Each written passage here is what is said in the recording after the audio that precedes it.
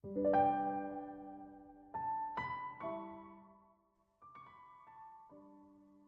Assalamualaikum warahmatullahi wabarakatuh. Perkenalkan, nama saya Fitra Zahri Ramadan Mile dengan NIM 551420037.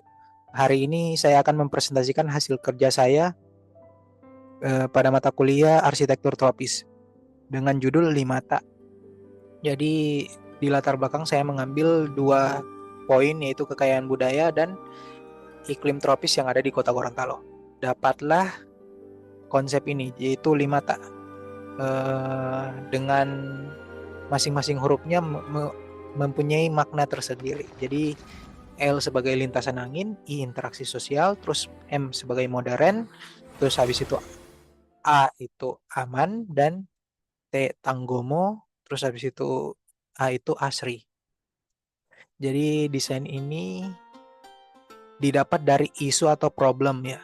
Isu-isu ini. Jadi kurangnya ruang sosial, keterbatasan desain yang memanfaatkan iklim tropis, terus keterbatasan identitas lokal, penggunaan material yang tidak ramah lingkungan, itu saya dapat dari survei pada saat survei kos-kosan yang ada di Gorontalo.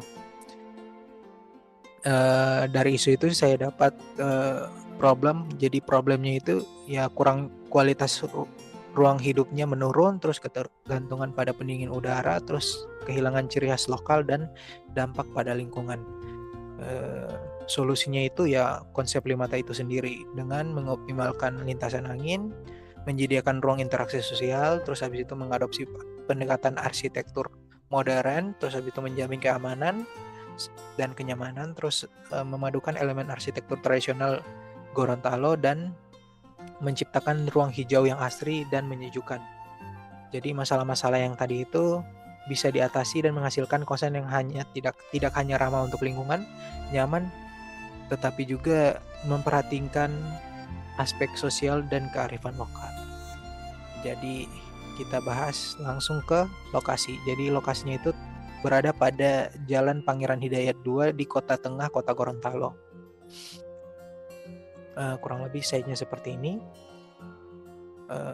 Site karakternya itu luas areanya 900 meter persegi dengan 2 lantai dan masa bangunannya itu cuma satu masa atau single building.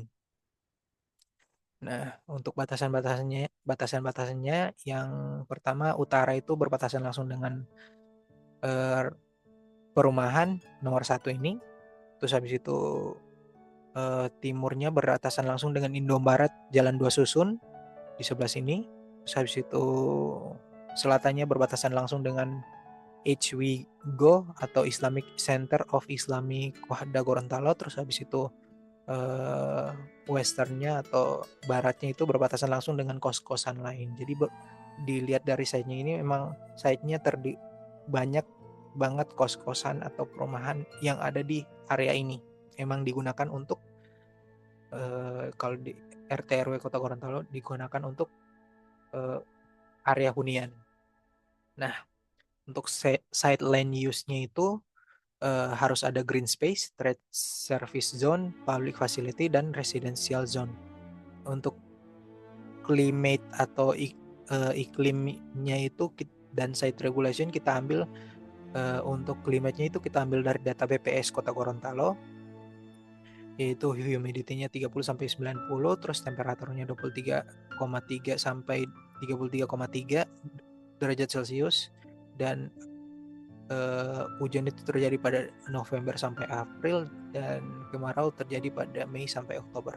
Site regulation-nya kita udah tahu juga, kita ambil dari data-data RT RW Kota Gorontalo, ya KDB-nya 40 sampai 80, KLB 0,8 sampai 1,4, GSB-nya 3 sampai 8 meter, terus TLB-nya 1 sampai 4 lantai. Kita bahas langsung ke konsepnya. Jadi konsepnya itu kurang lebih pemanfaatan sirkulasi udara masuk dan bisa langsung keluar. Itulah konsep-konsep ini, dan juga pemanfaatan material-material agar agar sirkulasi udara dan pencahayaan alami itu dapat dilakukan secara maksimal dan mengurangi panas yang ada di laut. demi menciptakan kenyamanan termal di dalam bangunan. Nah, kalau kita lihat konsep-konsepnya, kita masuk langsung ke kamarnya dulu ya. Air flow yang terjadi dalam kamar, jadi udara yang masuk itu langsung bisa keluar melewati roster-roster yang ada di sini. Jadi angin masuk dari kamarnya itu berbentuk mezanin, jadi ruang kerjanya di bawah tempat tidurnya di atas. Kurang lebih seperti itu. Terus menggunakan overstack sebagai wind catcher, jadi overstacknya itu bisa menangkap angin yang masuk ke dalam bangunan.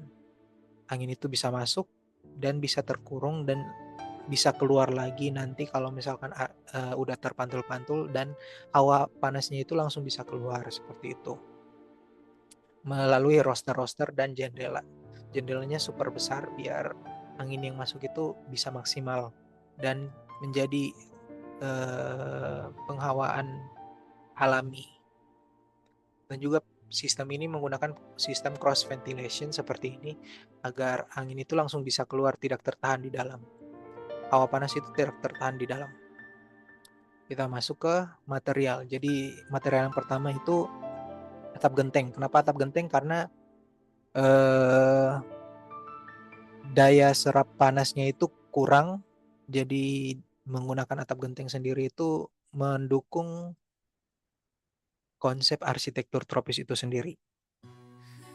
Karena atap genteng terbuat dari tanah liat, dan tanah liat kecil dalam menyerap panas, jadi seperti itu. Terus habis itu menggunakan kayu untuk mendukung arsitektur tropisnya, pintunya menggunakan kayu. Terus strukturnya pakai beton bertulang dengan pondasi cakar ayam, atau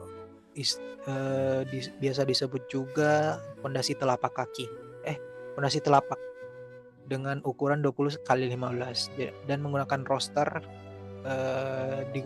Roster ini banyak digunakan di bangunan ini berfungsi sebagai air cooling atau AC alami untuk bangunan. Di studi di India itu dijelaskan roster itu bisa jadi air cooling alami. Ada studi persedannya. Digunakan membentuk seperti ini sebenarnya bukan hanya memperindah bangunan, ini juga ada filosofinya, yaitu tradisi orang Gorontalo. Tradisi Gorontalo itu ada yang namanya karawo. Karawo itu berbentuk seperti ini, kurang lebih berulang-ulang kayak batik, berulang-ulang, dan bentuknya berbagai macam bentuk, ada segitiga juga. Jadi saya ambil satu bentuk saja. Sebenarnya saya pengen bikin bentuknya itu sama dengan karawo, tapi mengingat ini konsepnya juga modern, jadi kita buat kontemporer aja, nggak semirip karawo, tapi kurang lebih maknanya ada, ini berbentuk karawo seperti itu. Terus habis itu fasad di depan atau point of view-nya itu menggunakan roster dan juga vertical vegetation. Kenapa? Biar orang yang lewat itu melihat bangunannya, wah ini keren nih, gitu. Makanya dibuatlah ada kayak gini biar orang yang di luar itu pas jalan itu langsung melihat, point of view-nya itu dapat gitu. Terus habis itu tempat nongkrongnya. Nah, tempat nongkrongnya ini kurang lebih seperti ini. Dari sini ke belakang sana itu tempat nongkrong semua. Dan di bawahnya ini ada lapisannya itu ada grass block dan juga batu alam. Jadi grass block di bawahnya, terus ada batu alam. Kenapa harus batu alam? Karena kita tahu sendiri ini atapnya sengaja didesain seperti ini, miringnya lebih banyak di sini agar dapat menampung air. Jadi air hujan yang jatuh langsung jatuh ke sini. Nah, dan di sini ini ada tanaman rambat ya, sengaja dibikin seperti ini, kayak atap seperti itu, dan banyak tanaman rambat seperti tanaman-tanaman anggur dan lain-lain itu yang merambat, difungsikan agar sejuk aja tempat nongkrongnya, dan juga air yang jatuh itu bisa ditampung di sini. Nah, fungsi batu alam sendiri biar kalau air yang ditampung itu banyak dan lama terserap, batu alam itu berfungsi biar tidak becek. Jadi banyak batu-batu di sini biar airnya itu eh, kita juga udah sediain kayak titik-titik lubang untuk selokan. Kalau kita lihat di sini, nah ini sistemnya. Saya tidak perbesar, maaf. Eh, jadi air yang masuk dari atas turun kena ini dan langsung menyerap ke dalam tanah kan. Nah, pohon ini memanfaatkan air itu biar tidak perlu lagi disiram-siram airnya, pohon-pohonnya dan tanaman-tanaman rambatnya juga. Dan air kalau sudah tertampung, airnya itu langsung masuk ke dalam selokan dan di sini ada sistem yang namanya biopori. Jadi sistem biopori itu akan ada di sini, di besi ini. Ini kayak selokan kecil yang di dalamnya ada biopori. Jadi biopori ini selain menyerap air juga menjadi sumber penyedia pupuk. Jadi kalau ada orang yang tinggal di kosan ini, mereka tidak perlu lagi buang-buang sampah organik dimanapun. Kita langsung buka ini, terus habis itu buang di lubang biopori.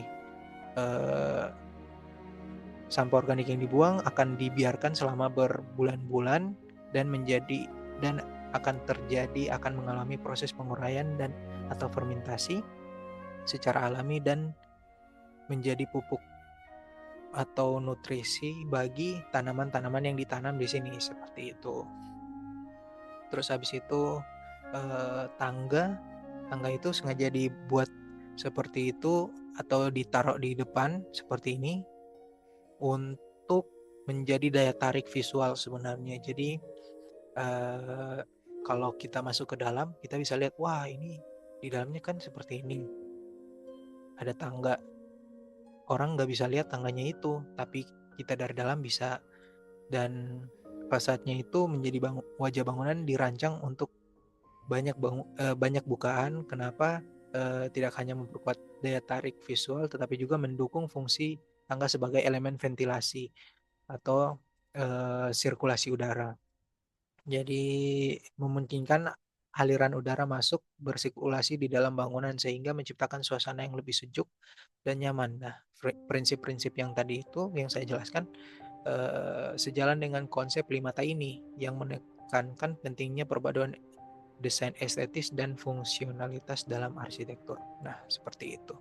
Kalau kita bisa lihat ya, sistem sirkulasi udaranya itu masuk dari sini, kita bisa keluar dan naik ke atas. Nah, di kamar lantai 2 juga sama.